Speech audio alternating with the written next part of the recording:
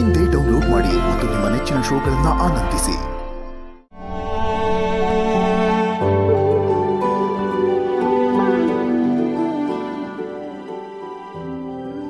ಲಕ್ಷ್ಮಿ, ಇದು ಅಮ್ಮು ಸಾಮ್ರಾಜ್ಯ. ಅವಳಿಗೆ ಅಂತ ಬೇರೆ ಪ್ರಪಂಚ ಇತ್ತು ಅಂದ್ರೆ ಅದು ಈ ರೂಮ್. ಚೆನ್ನಾಗಿದೆ. ಲಕ್ಷ್ಮಿ, ನಮ್ಮ ಅಮ್ಮುಗೆ ಓದು ಅಂದರೆ ತುಂಬ ಇಷ್ಟ. ನೋಡು ಎಷ್ಟೊಂದು ಇಂಗ್ಲೀಷ್ ಬುಕ್ಸ್ ಇಟ್ಕೊಂಡಿದ್ದಾಳೆ. ಇದಷ್ಟೇ ಅಲ್ಲ, ಇನ್ನೂ ಬೇಕಾದಷ್ಟು ಬುಕ್ಸ್ ಇದೆ. ಅದೆಲ್ಲ ನಾವು ವಾರ್ಡ್ರೋಬಲ್ಲಿ ಎತ್ತಿಟ್ಟಿದ್ದೀವಿ. ಅವಳೇನಾದ್ರು ಇದ್ದಿದ್ರೆ ಮಂಚದ ಮೇಲೆ, ಸೋಫಾ ಮೇಲೆ, ಚೇರ್ ಮೇಲೆ ಎಲ್ಲಂದ್ರಲ್ಲಿ ಬುಕ್ಸು. ನಮ್ಮಮ್ಮು ಭಾಳ ಬುದ್ಧಿವಂತೆ.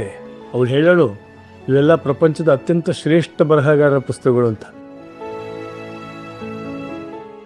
ಪಾಪ ಅದು ಎಲ್ಲೆಲ್ಲಿಂದನೂ ಹುಡುಕಿ ಹುಡುಕಿ ಹುಡುಕಿ ತಂದಿದ್ದಾಳೆ. ಒಂದ್ಸಲ ಅಂತೂ ಒಂದು ಪುಸ್ತಕನ ಅಂಗಡಿಯಲ್ಲಿ ಸಿಗದೆ, ಇಂಟರ್ನೆಟ್ಟನ್ನು ಸಿಗದೆ, ಕೊನೆಗೆ ನನ್ನನ್ನು ಕರ್ಕೊಂಡು ಅವೆನ್ಯೂ ರೋಡಲ್ಲಿ ಅದೇನೋ ಸೆಕೆಂಡ್ ಹ್ಯಾಂಡ್ ಪುಸ್ತಕಗಳನ್ನ ಮಾರ್ತಾರಲ್ಲ, ಅಲ್ಲಿ ಬೆಳಗ್ಗೆಯಿಂದ ಮಧ್ಯಾಹ್ನ ತನಕ ಬಿಸಿಲಲ್ಲಿ ಕೆದಕಿ ಕೆದಕಿ ಕೆದಕಿ ಅಂತೂ ತಗೊಂಡ್ಬಂದು ಬಿಡಲಿಲ್ಲ. ಅದರಲ್ಲಿ ಫಿಲಾಸಫಿ, ಸೈನ್ಸು, ಇತಿಹಾಸ, ಕಾದಂಬರಿ, ಕಥೆ ಎಲ್ಲದೂ ಇದ್ದು ಯಾವುದನ್ನು ಬಿಟ್ಟಿಲ್ಲ ಅವಳು. ಅವ್ರು ಇಷ್ಟೊಂದು ಬುಕ್ಸ್ ಓದ್ತಿದ್ದಾರೆ ತಾತ. ಅಮ್ಮು ಅಂದ್ರೇನೆ ಹಾಗೆ. ಅವಳು ಓದೋ ಪುಸ್ತಕದಿಂದ ಹಿಡಿದು ಹಾಕೋ ಬಟ್ಟೆವರೆಗೂ ಒಳ್ಳೆ ಟೇಸ್ಟ್ ಇತ್ತು.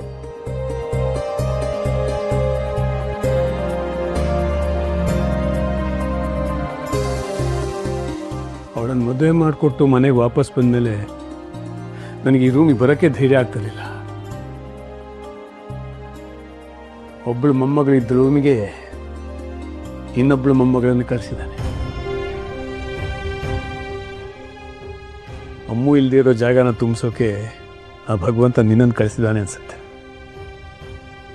ಇವ್ರು ಹೇಳ್ತಿರೋದು ನಿಜ. ಯಾವುದೇ ಸಂಕೋಚ ಇಲ್ಲದೆ ನಿನಗೇನು ಬೇಕಾದರೂ ಕೇಳು, ಸರಿನಾ? ಪಾವನಿ ಇರ್ತಾಳೆ,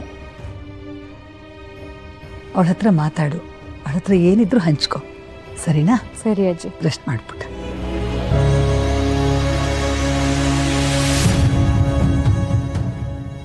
ನಾನಿದ್ದೀನಿ.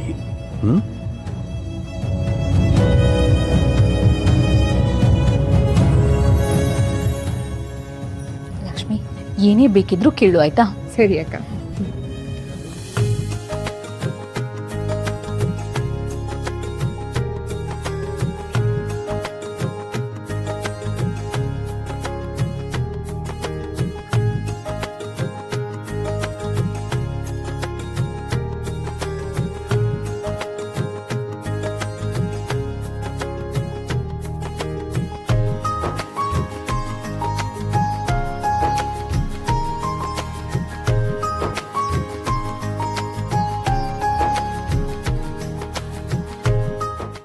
ಊರೆಲ್ಲ ನಿಂತು ಕೇಳಲಿ ಆದಿಲಕ್ಷ್ಮಿ ಪುರಾಣ.